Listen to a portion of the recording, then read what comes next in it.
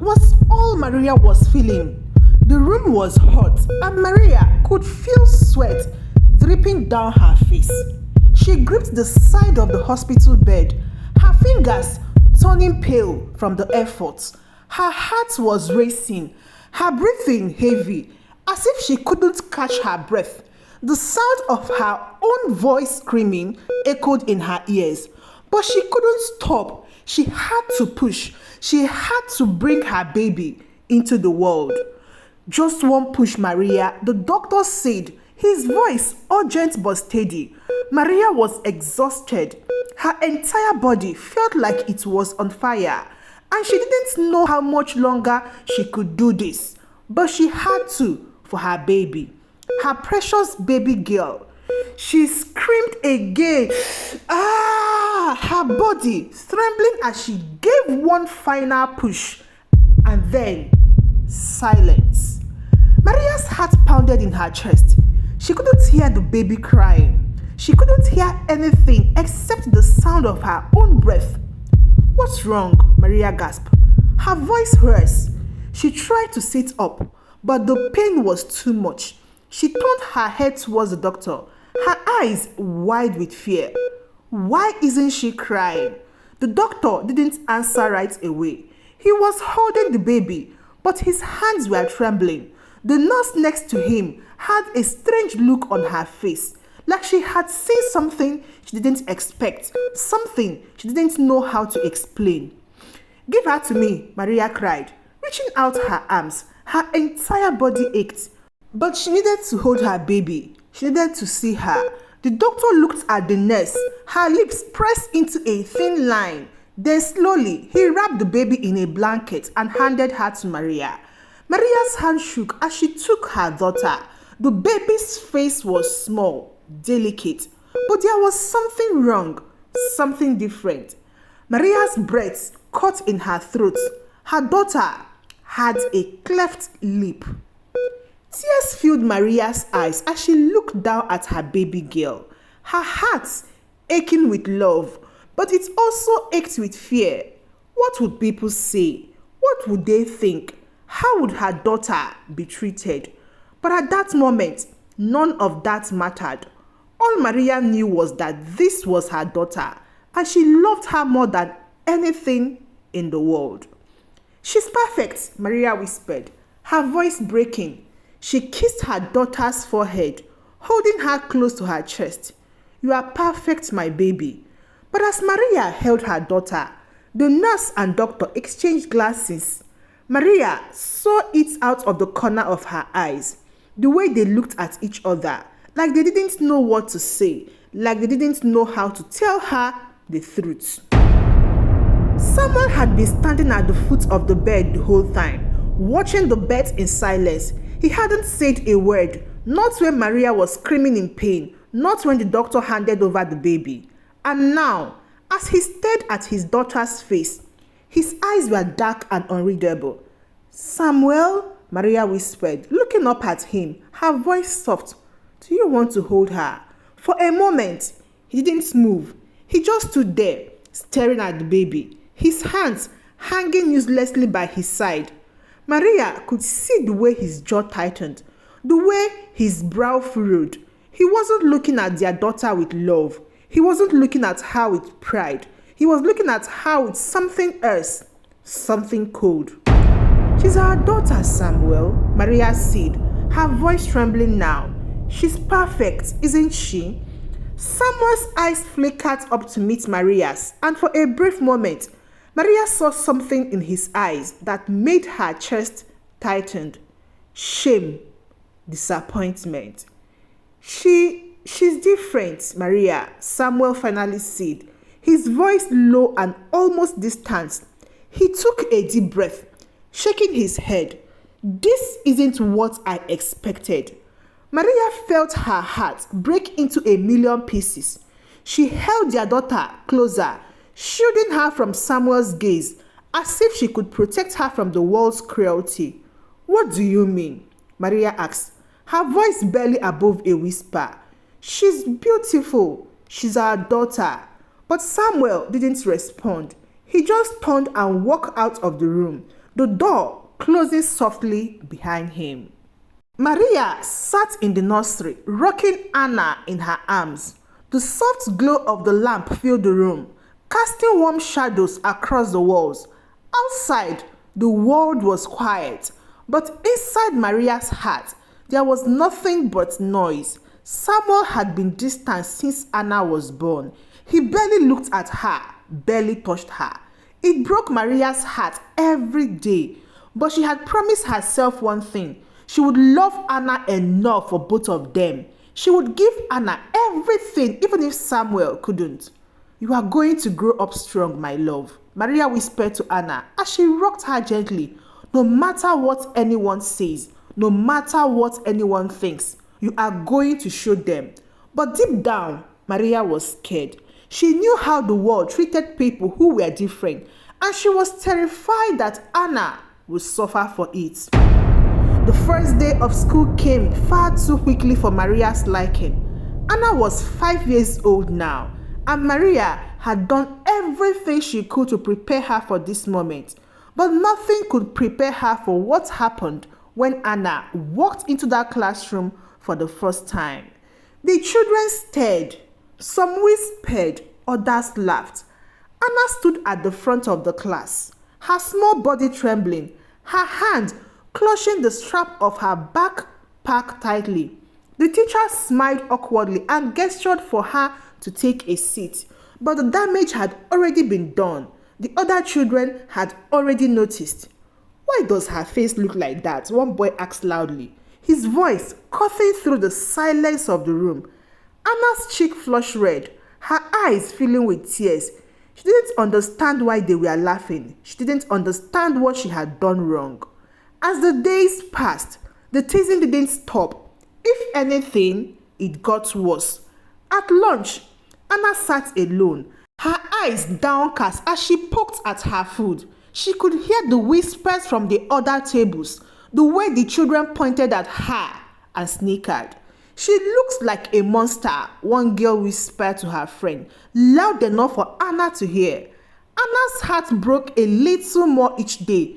She didn't know how to tell her mother what was happening. She didn't want to make her worry, so she kept it to herself. She bottled it up, hiding her pain behind a quiet smile. But at night, when she was alone in her room, she would cry into her pillow, wishing she could be someone else, wishing she could be like other children. Maria noticed the changes in Anna almost immediately. She saw how her once happy, energetic daughter had become withdrawn and quiet. She no longer wanted to play outside. She no longer smiled the way she used to. "What's wrong, Anna?" Maria asked one evening as she tucked her into bed. Anna didn't answer right away. She stared up at the ceiling, her small hand clutching the edge of her blanket. "Why am I different, Mama?" Anna finally whispered, her voice small and shaky. "Why do the other kids hate me?" Maria's heart broke at those words. She sat down on the edge of the bed and gently brushed a strand of hair away from Anna's face. "They don't hate you, baby girl," Maria said softly. "They just don't understand you. They don't know how special you are." "But I don't want to be special, Mama," Anna cried, her voice cracking. "I just want to be normal. I just want them to stop laughing at me." Maria pulled Anna into her arms, holding her tightly as tears filled her own eyes. "You are normal, Anna. You are perfect. And one day, they will see that too. I promise." As the years went by, Anna grew stronger, but the scars of her childhood never truly healed. By the time she reached high school, she had learned to ignore the whispers, the stares, and the cruel joke, but deep down, the pain was still there. The annual high school festival was a big event in their school. Parents, teachers, and students all came together to celebrate. But for Anna, it was just another reminder of how different she was. She had never felt like she belonged, and tonight was no different. As she walked through the festival ground, the noise of laughter and conversations filled the air, but it all felt distant to her. She tried to blend in, keeping her head down and sticking to the edge of the crowd. but she could feel their eyes on her. The familiar sting of judgment pressed down on her, and she gripped her back tighter, as if it could shield her from the whispers. She knew she shouldn't have come, but something deep inside her, maybe a hope, maybe defiance, had pulled her in here. She wanted to be a part of it, just like everyone else. She wanted for once to feel like she belonged. But that wasn't going to happen. Not here, not tonight. "Look who is here!" a voice rang out, coughing through the noise. Anna froze, her heart dropping in her stomach. She didn't need to look up to know who it was. Sarah, the most popular girl in school, was standing with her group of friends, all of them dressed in bright, trendy clothes, their hair perfectly styled. Sarah had never been openly cruel to Anna, but her snares, her whispers, and her cold smiles over the years had hurt more than anything anyone could say. Anna's leg felt heavy, like they were glued to the ground. She could hear the giggles from Sarah's friend, the way they whispered behind, their hands pointing at her. "I can't believe she actually came," Sarah said loudly, flipping her hair over her shoulder. "Doesn't she know these things are for normal people?" The words were like a punch to Anna's chest. Her breath caught in her throat, and for a moment, she thought about turning around, about walking away and never coming back. But something stopped her. She didn't know if it was the years of silent suffering, the bottled up pain, or the constant struggle to be seen, but something inside her definitely snapped. She had had enough. Slowly, Anna turned around to face them, her hands shaking, but her heart pounding with something she hadn't felt in a long time. Anger, raw, burning anger inside her. "Why do you hate me so much?" Anna's voice trembled, but she stood her ground. The crowd around them began to quiet, sensing the confrontation brewing. All eyes were on her now, and for the first time in her life, Anna didn't care. Sarah raised an eyebrow, her smirk widening. "Hate you? Hey, why would we hate you? You are not worth it, my dear." Her friends giggled, nodding along, as if they were in some cruel joke that Anna wasn't a part of. But Anna didn't back down, not this time. "You've spent years making fun of me, laughing at me, treating me like I don't belong here." Anna's voice rose, shaking with emotion. "You act like I'm some kind of monster. But what did I ever do to you? Why is the way I look such a problem for you?" The crowd grew even quieter.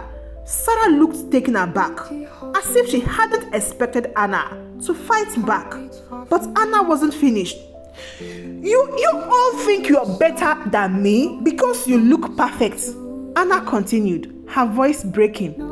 "But you don't know what it's like to be me.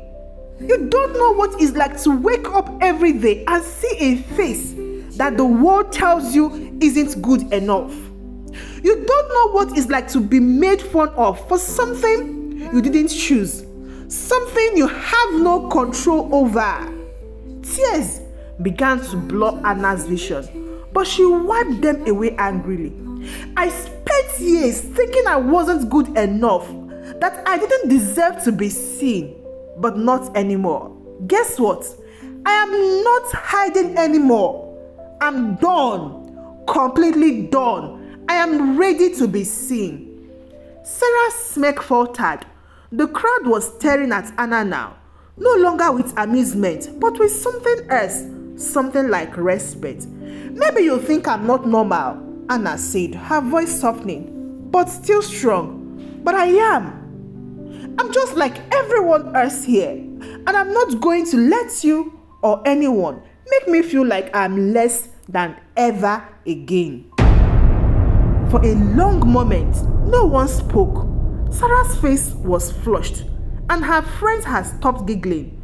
They all just stood there watching Anna. Then slowly, someone in the crowd began to clap. It was a hesitant sound at first, but it grew louder as more people joined in. The applause spread, and soon the whole festival was clapping, the sound swelling around them. Anna stood there, tears streaming down her face. But this time, there wasn't tears of pain. They were tears of release, of strength.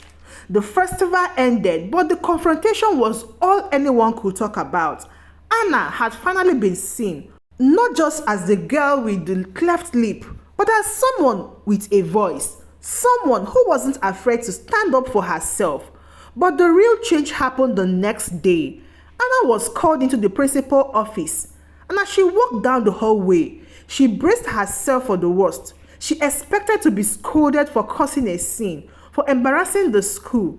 But when she entered the office, what she saw made her stop in her track. Her mother, Maria, was there, sitting beside the principal. But there were others too. Students, parents, teachers, and they all looked at her with something she hadn't seen before: regret. The principal stood up, his hands folded in front of him, and cleared his throat. "Anna, what you did last night was incredibly brave," he said, his voice firm and gentle. "I can't imagine how hard it's been for you, and I want you to know that we, as a school, we all failed you. We didn't do enough to stop the bullying, and for that, I am truly sorry." Anna blinked, not sure she was hearing him right. An apology? She had never expected that. The principal stepped aside, and one by one, the other students and parents began to speak. "I'm sorry, Anna," one of the girls from her class said, her voice shaking. "I didn't realize how much we were hurting you. I'm truly sorry." More apologies followed, each one tugging at Anna's heart. She had spent so many years feeling invisible, feeling like no one cared about her pain. And now they were acknowledging it. They were finally seeing her. Maria stood up, walking over to her daughter and pulling her into a tight embrace. "You've always been strong, sweetheart," she whispered, her voice thick with emotion. "I'm so proud of you." Anna's eyes filled with tears again, but this time they were tears of joy. She had spent her whole life trying to be accepted, and now, for the first time, she felt like she was. But there was still one more person who needed to apologize. As Anna and her mother left the office, Samuel, her father, stood waiting in the hallway. His hands were in his pocket, his head bowed. But as soon as he saw Anna, he stepped forward. "Anna, his voice faltered, and for a moment he couldn't find the words. "I've been a coward. I wasn't there for you when I should have been. I let my own shame get in the way of loving you the way you deserve." Anna looked at him, her heart pounding in her chest. She had waited so long to hear those words. She had waited so long for him to see her. "I'm so sorry, Anna," Samuel said, his voice breaking. "I should have been better, but I'm here now. If you will let me, I want to be the father you deserve." For a long moment, Anna didn't move. The pain of his absence was still fresh, still raw, but she could see the regret in his eyes, the sincerity in his voice. Slowly, she stepped forward, wrapping her arms around him. "I forgive you, Dad," she whispered, her voice soft but sure. A few weeks after the festival, the school held a special assembly. The principal stood in front of the students' body, speaking about the importance of kindness, acceptance, and understanding. But this time, Anna was not sitting at the back, trying to hide. She was sitting in the front row, her head held high, her mother and father beside her. When the principal called her name, Anna stood up, walking to the front of the room. The applause that greeted her was loud, but it wasn't just for the girl who had stood up to a bully. It was for the girl who had shown them all what true strength looked like. As she stood there, looking out at the sea of faces, Anna felt something she had never felt before: peace. She had spent years trying to be normal, trying to fit in. But now, she knew that her difference was her strength, and she wasn't going to hide from it anymore. The principal handed her a small plaque, a token of appreciation for her courage. But it wasn't the plaque that mattered. It was the feeling in her heart, the knowledge that she was no longer the girl who was whispered about, no longer the girl who was laughed at. She was Anna, and she was very strong. As Anna stood there with the applause still ringing in her ears, she thought back to all the years of pain and struggle. She had overcome so much, but her journey was far from unique. How many others out there are suffering in silence, bullied for being different? How many others are waiting for someone to see them, to understand them, to stand up for them? What would you do if you saw someone being bullied? Would you stay silent, or would you stand up and make a difference? If Anna's story moved you, if you ever felt different or been judged unfairly, remember, you are stronger than you think. Let's start a conversation about kindness, acceptance, and standing up for those who need it the most. Don't forget to subscribe to Talesbychikah for more powerful stories that make you think, feel, and act. Join our community. Share your thoughts in the comment section below, and let's inspire change together. What would you do to make the world a kinder place? Till I see you again in my next story. Goodbye.